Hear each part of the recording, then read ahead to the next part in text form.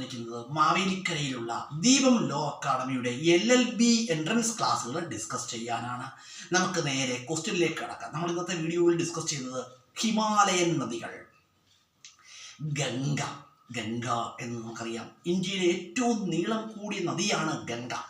Longest river of India, answer Ganga. Longest river of India, answer എന്താണ്? ഗംഗ.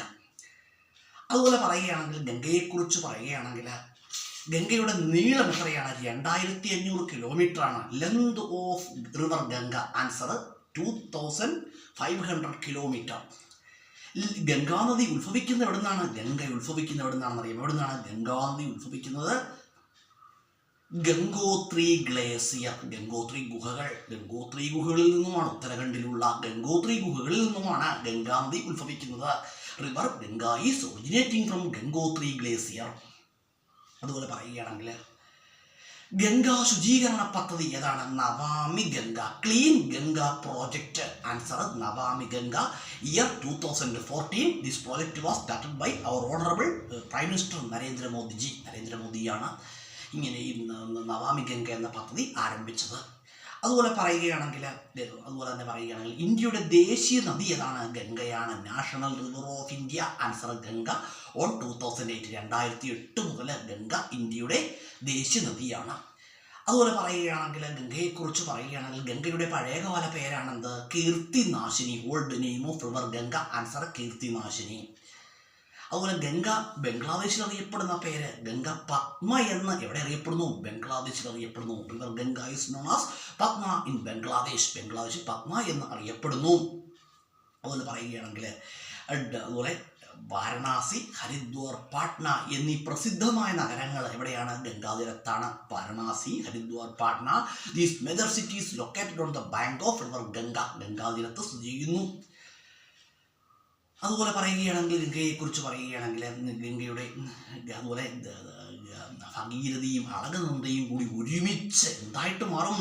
ഗംഗയായിട്ട് മാറുന്നൊരു സ്ഥലമുണ്ട്. ഏതാണെന്നറിയാമോ? Devprayag. River Bhagirathi and Alaknanda joins to form river Ganga at Devprayag. ദേവപ്രയാഗിൽ വെച്ച് എന്ത് ചെയ്യുന്നു? ഗംഗാനദിയായിട്ട് ഒഴുകുന്നു.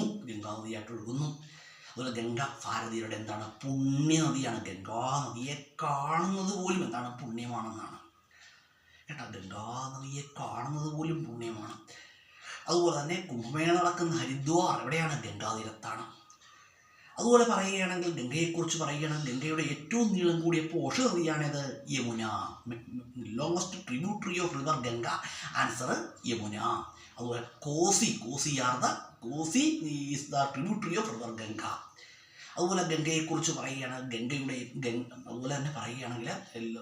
അതുപോലെ Mahatma Gandhi Setu constructed across the river Ganga. Mahatma Gandhi river Setu എവിടെയാണ്? ഗംഗാനദിക്ക് കുറുകെയാണ്.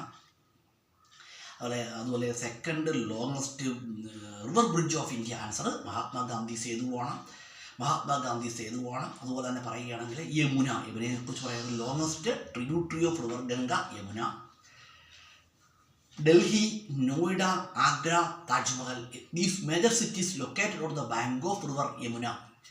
യമുനയുടെ പഴയകാല പേരാണ് Kalindi. Old name of river Yamuna, answer Kalindi.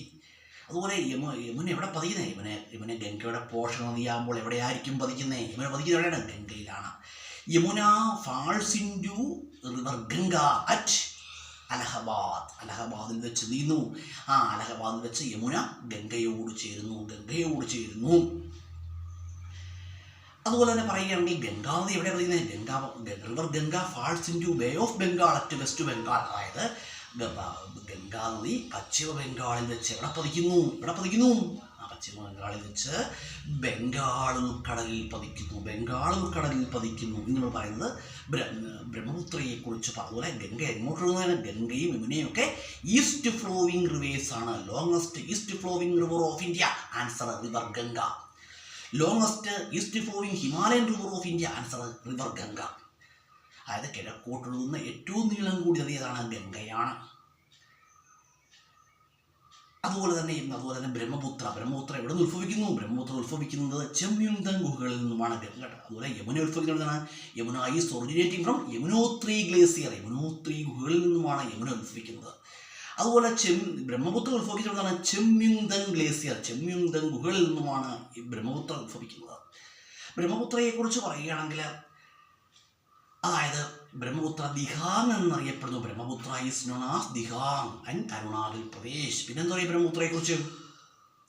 അതുപോലെ ബ്രഹ്മപുത്ര അറിയപ്പെടുന്ന മറ്റൊരു പേരുണ്ട്, ബ്രഹ്മപുത്ര ദിഹാങ് എന്ന് അരുണാചൽ പ്രദേശിൽ അറിയപ്പെടുന്നു. അതുപോലെ തന്നെ സാങ്പോ എന്ന് ടിബറ്റിൽ അറിയപ്പെടുന്നു.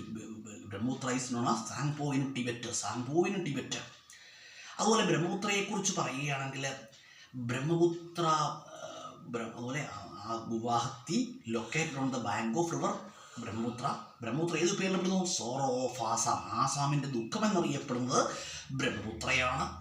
സോറോ ഓഫ് ആസാം എന്നറിയപ്പെടുന്നത് ബ്രഹ്മപുത്രയാണ്. ബ്രഹ്മപുത്ര എവിടെ പതിക്കുന്നു? Brahmaputra falls into bay of Bengal. Bengal ഉൾക്കടലിലാണ് ബ്രഹ്മപുത്ര പതിക്കുന്നത്.